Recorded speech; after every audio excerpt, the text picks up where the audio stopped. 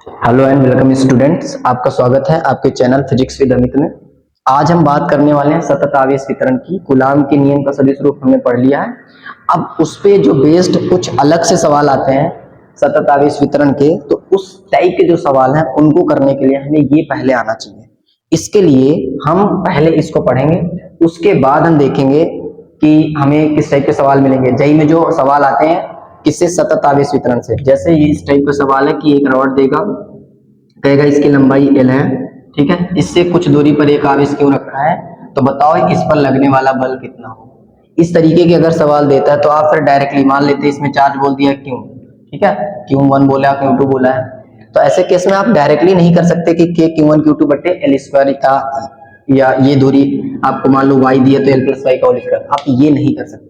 क्यों? क्योंकि ये चार्ज है सतत आवेश वितरण, तो इस पॉइंट पे जो आवेश होगा उसकी दूरी ज्यादा होगी, इस पॉइंट से कम होगी, इस पॉइंट से कम होगी, इस पॉइंट से कम होगी, इस पॉइंट से वाई होगी। तो इस तरीके से आप नहीं कर सकते। उसके लिए क्या करना पड़ेगा, उसके लिए आपको इन चीजों को पता करना पड़ेगा।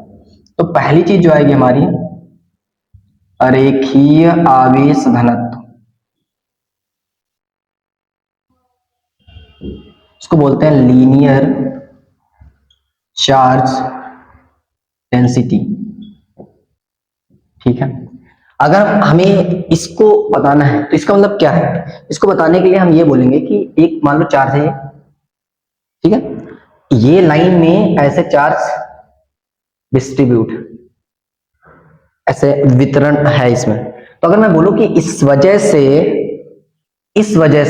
इसका मुझे रेखीय आवेश घनत्व बताओ, तो रेखीय आवेश घनत्व तो क्या है, मैं परिभाषा पहले बोल देता हूं कि एकांक मतलब नीचे वाले को हमें एकांक करना है। एकांक अब क्या है, रेखीय मतलब लंबाई की बात कर रहा है, तो एकांक लंबाई पर आवेश, एकांक लंबाई पर, और आवेश क्या वितरित है, तो एकांक लंबाई पर वितरित आवेश को रेखीय आवेश घनत्व कहते हैं। इसको प्रदर्शित करते हैं लैम्डा से, ठीक है। अच्छा, मैं एकांक का मतलब समझा दूं थोड़ा सा। मान लो कि ये बॉडी है, ठीक है, इस पे 100 लोग हैं, तो मैं बोलूं एकांक का मतलब क्या है, एक हो जाएगा। मैं कहता 200 लोग हैं तो एकांक का मतलब क्या हो जाएगा, दो हो जाएगा। मतलब आपको एकांक निकालने के लिए क्या करा, टोटल से भाग कर दो, जो बचा वो एकांक है। जैसे मैंने इसमें यहाँ पे है तो वन पार्ट किसी भी चीज का एक पार्ट वो होता है एकांक, ठीक है। तो यहां से अगर मैं मान लो कि इसकी लंबाई L है, तो अगर मुझे इसका एक छोटा सा पॉइंट निकालना है, इस पॉइंट पे आवेश निकालना है। जैसे मान लो कि कोई कहते खोपड़ी के बाल गिनो, तो गिनना इम्पॉसिबल है, ऐसा लगेगा, लेकिन नहीं। अगर मैं एक छोटे से पार्ट के, ये हमारी खोपड़ी है, खोपड़ी के एक छोटे से पॉइंट बाल हमने गिन लिए, इसके बाद हमने क्या देखा, ऐसे कितने पार्ट है और मल्टीप्लाई कर दो,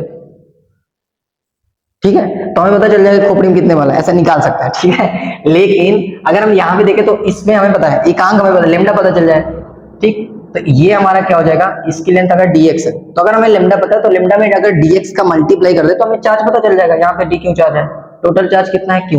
तो अगर मुझे dq पता करना है तो dq कैसे पता चलेगा, dq बराबर होगा लेमडा dx।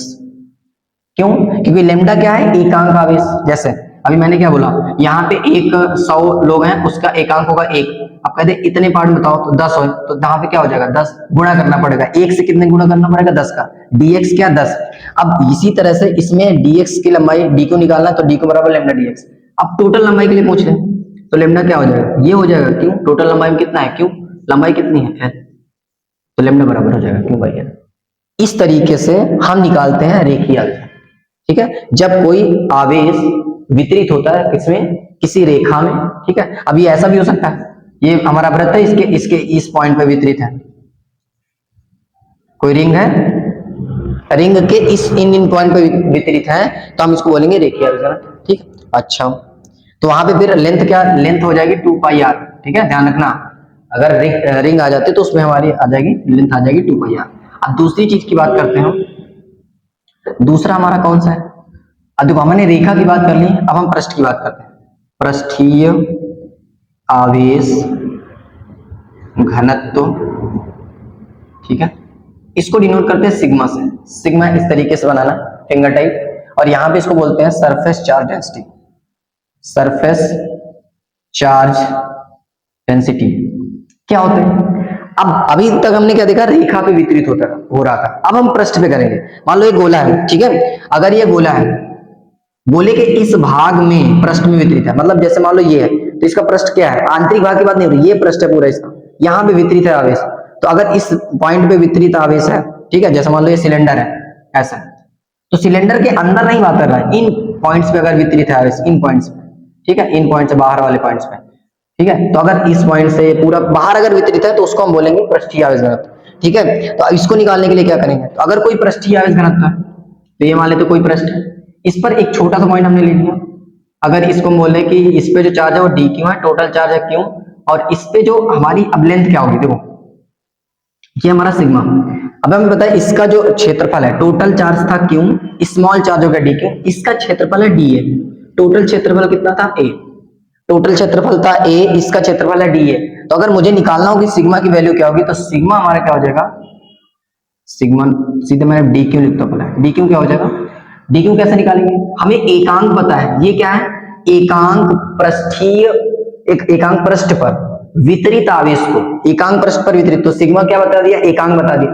अब कितने में चाहिए उसका मल्टीप्लाई कर दो, तो सिग्मा कितने में चाहिए, डीए में, तो डी क्यू बराबर क्या आ जाएगा, सिग्मा डीए। तो यहां से अगर मुझे सिग्मा निकालना हो कुल पृष्ठ के लिए, क्या हो जाएगा, क्यू बाई ए, कुल पृष्ठ के लिए बात हो रही है, कुल पृष्ठ के लिए, ठीक है। तो जब भी कुल पृष्ठ की बात करेगा तो हम सिग्मा को लिख देंगे क्यू बाई ए, ठीक है। तो ये हमारा पृष्ठीय आवेश घनत्व हो गया। अब तीसरा जो आता है हमारा,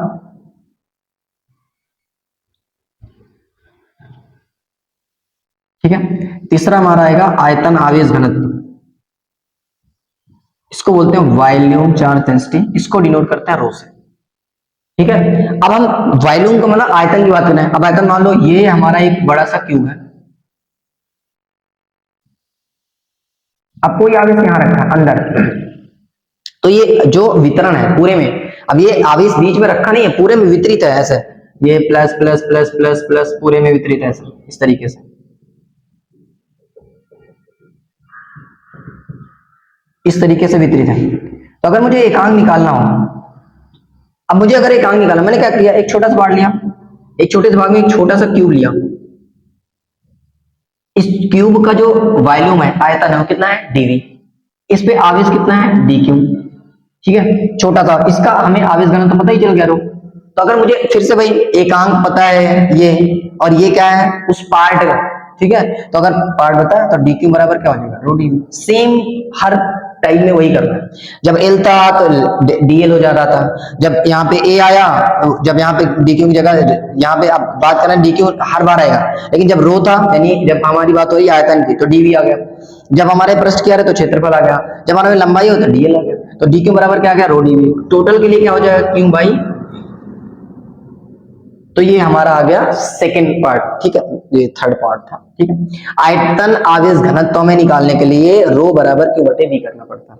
अब ये जो आपको मैंने तीनों अभी पॉइंट्स बताए हैं, इन तीनों पॉइंट्स में हमें क्या याद रखना है, हमें फार्मूला याद होना चाहिए कि कभी भी डी क्यू को रो डी वी लिखना। दूसरी चीज, क्या कर रहा हूं मैं, किस पॉइंट पे हमें लेना है, कैसे हमें नापनी है चीजों को, वो भी जरूरी है। जैसे मैंने पहले में लीनियर में माना कि एक छोटा सा पार्ट लिया, उसका आवेश डी क्यू है और उसकी लंबाई है डीएक्स, तो ये भी आपको पता होना चाहिए कब हमें नापना है, ठीक है। अब इसके बेस्ड, इस पे बेस्ड एक दो सवाल मैं लेके आऊंगा अगले वीडियो में, और अगर आपको ये वीडियो अच्छा लगा हो तो आप लाइक करना ना भूलें, शेयर जरूर करें, ठीक है।